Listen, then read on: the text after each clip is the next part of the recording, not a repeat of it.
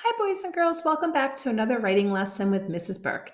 Today we are talking about grammar and we're focusing on synonyms. If you're ready, let's get started. How can I use synonyms in my writing? That's a really good question. I gave you a nice little hint about the answer to this question in my speech bubble. Notice it says twinning. Well, that's pretty much what synonyms are. Synonyms are words with similar meanings. And that's important to understand and important to know because as good writers, we need to think about the words we choose. We really want to show that we have a great vocabulary and that we know a lot of words and we can use those words in our writing. And you can take some words that you know, think about other words with similar meanings, and put those words in to make your writing bigger and better. Let's take a look at what I mean. Check out the word big. Now, big is a good word, right? But think about these other words: huge, gigantic, humongous. Now, they all have pretty similar meanings: big, huge, gigantic, humongous. But notice what happens when I use some of those bigger and better words. It just makes my writing sound a little more exciting, doesn't it? Small, tiny, minuscule. Again, three words with very similar meanings. Let's take a look at an example of how we can think bigger and how we can replace a word with a bigger and better word. The big dog chased the small squirrel. Now notice in this sentence, I have some description. You can tell that my dog, you could tell what size my dog is, right? He's big. You know that the squirrel is small. Well, when I think about these words, they're good words, but I think I could replace them with bigger and better words, right? I could use a word that has a little more impact. The gigantic dog chased the tiny squirrel. And that really kind of paints a better picture in the reader's mind.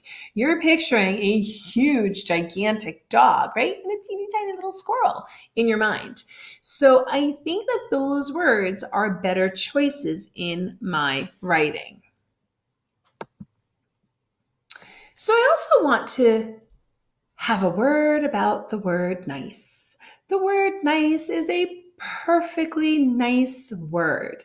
But what happens is sometimes the word nice gets overused in our writing. Oftentimes, when you're asked to describe a character, the first go-to word is nice. And a lot of kids like to choose the word nice to describe a character. Now, the word nice is great, but you really want to be exact when you're choosing the words to describe your characters, when you're choosing words to describe things in your writing. You really want to be exact. So if you're going to say that a character is nice, you might want to think about bigger and better words instead of simply nice. Let's take a look at some of those bigger and better words. And the reason why I want you to think about these bigger and better words is so that you're not misusing the word nice. Because believe it or not, I will see kids use the word nice in place of pretty, or nice in place of comfortable, or nice in place of curious. So instead of really going in depth about somebody being pretty or a child being curious or a blanket being comfortable, kids will often just say nice. It's a nice blanket.